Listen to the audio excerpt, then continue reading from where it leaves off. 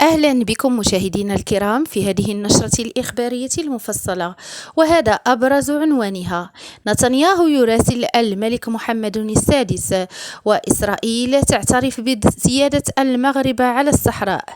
ذكر بلاغ للديوان الملكي اليوم الاثنين أن الملك محمد السادس توصل برسالة من الوزير الأول لدولة إسرائيل بنيامين نتنياهو، وجاء في البلاغ أنه من خلال هذه الرسالة رفع الوزير الأول الإسرائيلي إلى العلم السامي لصاحب الجلالة نصره الله قرار دولة إسرائيل الاعتراف بسيادة المغرب على أراضي الصحراء.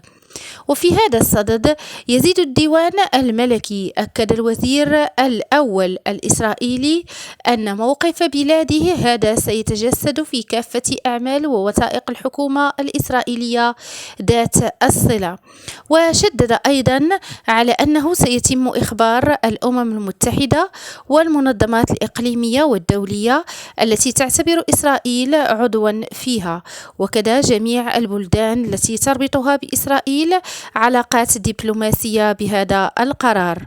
وفي رسالته إلى الملك محمد السادس أفاد الوزير الأول الإسرائيلي بأن إسرائيل تدرس إيجابيا فتح قنصلية لها بمدينة الداخلة، وذلك في إطار تكريس قرار الدولة هذا.